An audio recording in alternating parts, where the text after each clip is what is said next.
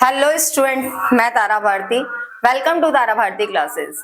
आज की क्लास में हम बातें करने वाले हैं, सीखने वाले हैं कि लैंग्वेज को किस तरीके से लिखा जाता है, समझा जाता है। लैंग्वेज को समझने के लिए ग्रामर को समझना भी बहुत ज्यादा जरूरी है। तो हम थोड़ा सा यहाँ पे जो स्टडी करेंगे उसका जो एक पैटर्न होगा वो कंपैरेटिव होने वाला है, यानी कि English grammar to versus Hindi grammar. चूंकि जैसा मैंने अभी आपको बताया कि किसी भी एग्जामिनेशंस को पूरी तरीके से क्वालिफाई करने के लिए सिर्फ और सिर्फ सब्जेक्ट की नॉलेज होना जरूरी नहीं है। मैंने आपको पहले भी बताया था कि अगर आप किसी भी तरह के कॉम्पिटिटिव एग्जामिनेशन में बैठ रहे हो, कंपटीशन में बैठ रहे हो, तो जितनी वैल्यूएशंस आपके नॉलेज के अकॉर्डिंग जानकारी की होती है, मतलब सब्जेक्ट के अकॉर्डिंग नॉलेज की होती है, उतनी ही वैल्यूएशंस आपके रिटन स्किल की होती है, आपके एक्सप्रेशंस की होती है कि आप अपने क्वेश्चंस के आंसर्स को किस प्रकार से रिप्रेजेंट कर रहे हो। और रिप्रेजेंटेशन के लिए जरूरी होता है कि आपका अपने लैंग्वेज पे कितना कमांड है। और लैंग्वेज पे कमांड करने के लिए, सीखने के लिए, जानने के लिए ग्रामर की जानकारी होना बहुत ज्यादा जरूरी है। इसलिए मैं आपके सामने ये क्लासेस लेके आई हूं ताकि आप ग्रामर के पैटर्न्स को समझ सको, ग्रामर के बेसिक कॉन्सेप्ट को समझ सको। आइए चलते हैं, सीखते हैं ग्रामर के लिए कुछ बेसिक टॉपिक्स जो आपके लिए कितनी अहमियत रखने वाली हैं, वो आपको क्लासेस लेते लेते ही समझ में आ जाएगा।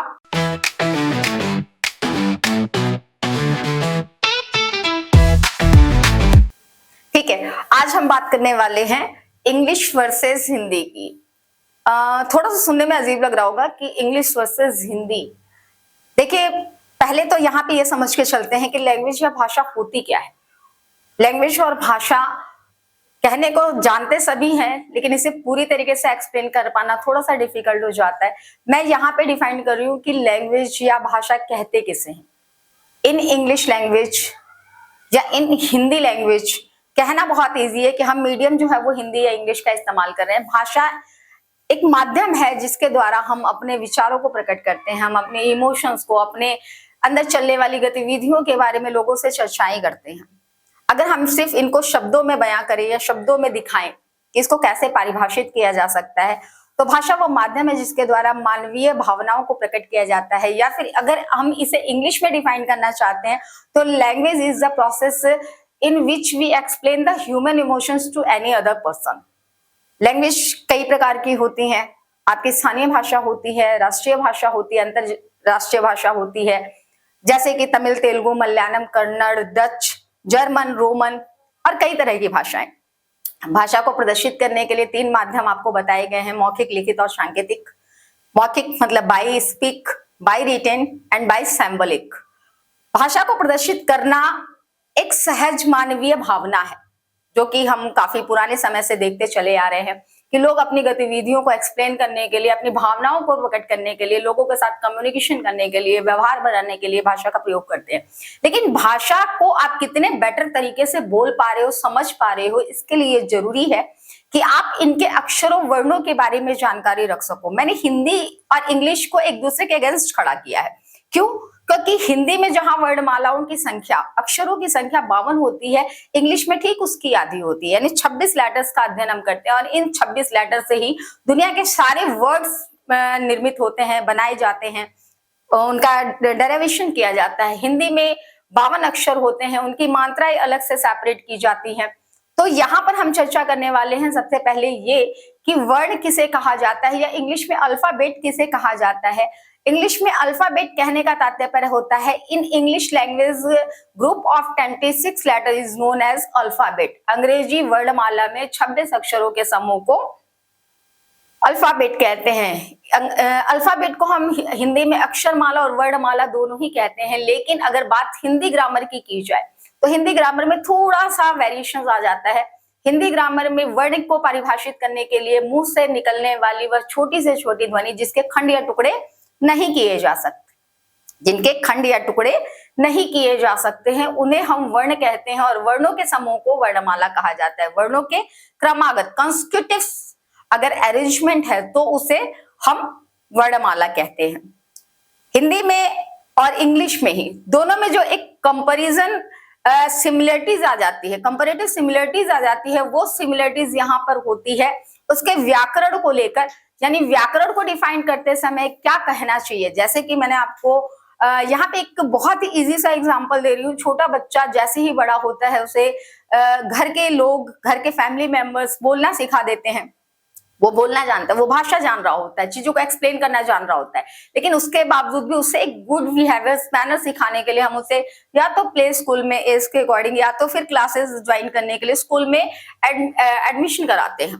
वहां पे बच्चा टीचर्स के साथ फेस टू फेस होता है और टीचर्स उसे गुड मैनर्स, बिहेवियर्स, ये सारी चीजें सिखाते हैं।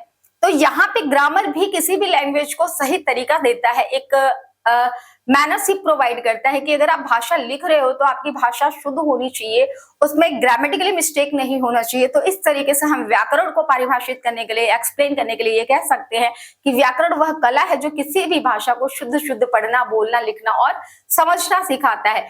इन इंग्लिश लैंग्वेज अगर हम इसे डिफाइन करना चाहें तो grammar is an art whose explain the right way of writing, speaking and understanding of the language. तो यहाँ पे थोड़ी सिमिलरिटीज हो जाती है। मैंने जैसे वर्णमाला को लेकर बताया था कि इंग्लिश के अंतर्गत जो आपका अल्फाबेट होता है, अल्फाबेट में उनका डिवीजन किया गया है दो बेस पे कि उनका प्रोनाउंसिएशन कैसा है या उनका रिटन स्टाइल कैसा है। तो लिखने के आधार पर भी अल्फाबेट दो प्रकार के होते हैं जो कि हम कैपिटल लेटर, स्मॉल लेटर के रूप में जानते हैं। वहीं पे अगर हम बात करते हैं प्रोनाउंसिएशन की, तो प्रोनाउंसिएशन के आधार पर यहाँ पे अल्फाबेट दो प्रकार के होते हैं, एक होता है वॉवेल और दूसरा होता है कॉन्सोनेंट। मैं यहाँ पे लिख के चल रही हूँ। जैसा मैंने बताया, there are mainly two types of alphabet in based of pronunciation, यानी उच्चारण के आधार पर अंग्रेजी वर्णमाला को दो भागों में बांटा गया है। पहला है वॉवेल और दूसरा है कॉन्सोनेंट। हिंदी की वर्णमाला को भी उच्चारण के आधार पर दो भागों में बांटा गया है, स्वर तथा व्यंजन। अगर हम यहाँ पे सिमिलरिटीज की बात करते हैं तो हिंदी ग्रामर और इंग्लिश ग्रामर में सिमिलरिटीज यहाँ पे देखने को मिलती है। कहने का तात्पर्य यह है कि वॉवेल को हिंदी में स्वर कहा जाता है और कॉन्सोनेंट को व्यंजन कहते हैं।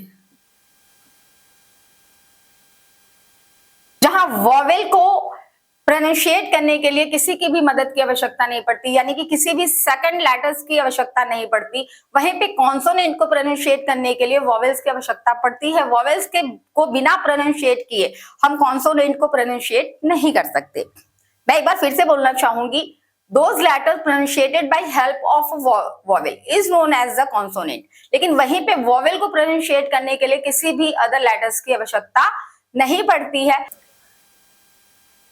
देखिए, जितनी भी चीजें आपको यहाँ पे बताई गई हैं, आप बचपन से इन चीजों को पढ़ते चले आ रहे हो, लेकिन इसको पूरी अच्छी तरीके से फॉलो अप करना बहुत ज्यादा कंपलसरी होता है, क्योंकि ये छोटी छोटी गलतियां हैं जो आप अपने लिखते समय में कर डालते हो, क्योंकि आप ये जान भी रहे होते हो, फिर भी आप ये सोचो छोटी सी गलती हो जाएगी, कोई बात नहीं, करेक्शन कर लिया जाएगा।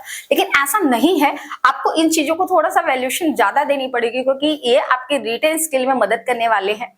रिटन स्किल में आपको बहुत ढेर सारी सहायता मिलने वाली है इससे। मैंने वॉवेल और कॉन्सोनेंट के साथ बताया आपको, लेकिन इंग्लिश ग्रामर में एक कड़ी और होती है जिसको हम सेमी वॉवेल्स के नाम से जानते हैं। सेमी वॉवेल को अगर हिंदी में डिस्क्राइब करें या इसको ऐसे नॉर्मली एक्सप्लेन करें तो हम ये कह सकते हैं कि ये होते तो व्यंजन है, लेकिन इसका प्रयोग हम कभी कभी स्वर के रूप में कर लेते हैं। दैट मीन्स सेमी वॉवेल को हम डिफाइन करने के लिए कह सकते हैं, those are also a consonant, those are consonant but sometimes use like a vowel.